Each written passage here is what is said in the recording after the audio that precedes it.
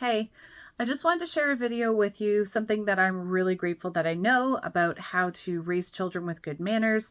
And I'll tell you a little bit about how I stumbled on the early preventative approach to building those good manners.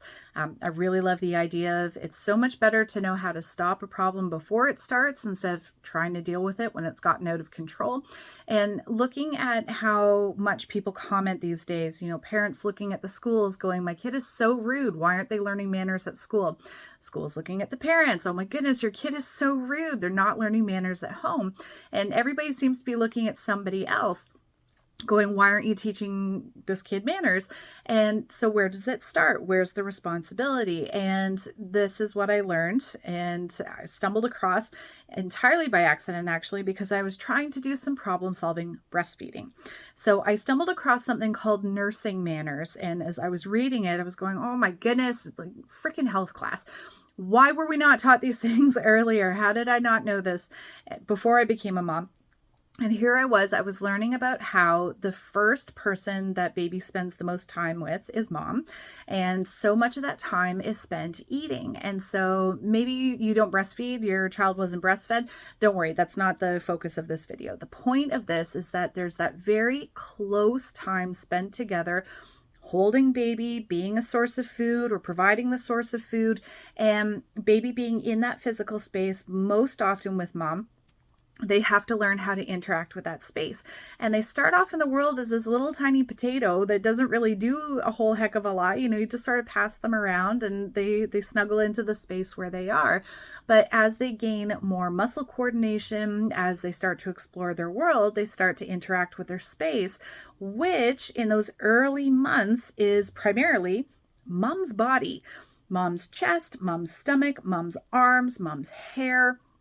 And so we see babies starting to do things like rubbing their hand along their skin, but also starting to pinch and roll their skin. Any moms who know that feeling, babies start to pinch your skin and it feels awful. It hurts so badly. Your hair is getting pulled, all these different things where baby doesn't mean to hurt you, but they're interacting with your body in a way that really freaking hurts. And it's mom's reaction to how they are being handled that starts to establish some guidelines. Hey, when you do that, I don't like that. If you're doing that, I'm going to tell you to stop, or I'm going to move your hand. And so baby starts to learn what they can and cannot do. They pick up on the patterns of what kind of reaction do they get. And so starting with that concept of nursing manners or feeding manners, however baby's being fed, then you keep building up from there. Mom is the one initially setting the boundaries about what is considered good etiquette, how to interact with your space and with other people.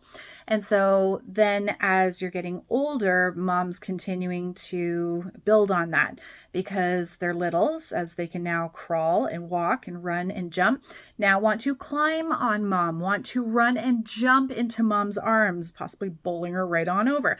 So there's still a lot of mom-oriented activity, but they're getting bigger, they're getting stronger, they're capable of doing more things, which also means they're capable of causing more harm. They can hurt mom more badly. They pinch harder, hit harder, knock over harder because there are more of them.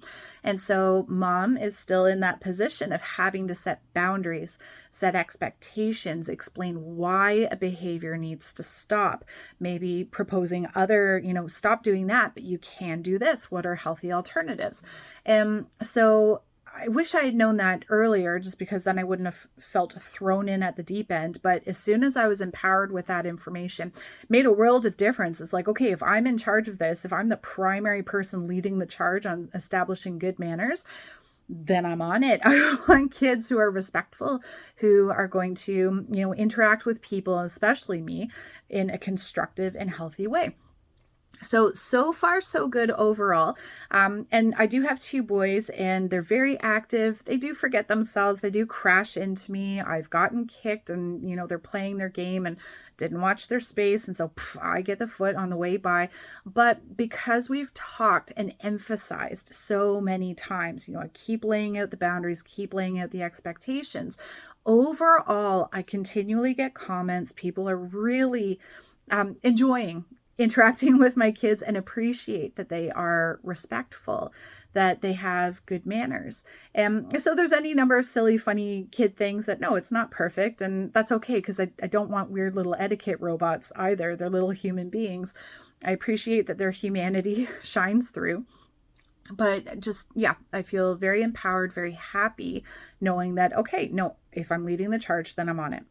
But it's not just up to mom. That's the other thing I really want to highlight in this video, is that if it's just up to mom, it actually backfires. Because if mom is saying, you need to respect me, and nobody else is, then the right message doesn't get across. The other people who are in mom's immediate sphere need to reinforce that message. You respect your mom. You take good care of her. You do not hurt mom. You will apologize to mom right now. You need to say clearly what it is that you're apologizing for. And so when mom says that there's boundaries and here are the expectations, and then other people in that sphere back them up, that is actually where really good manners, where respect comes from.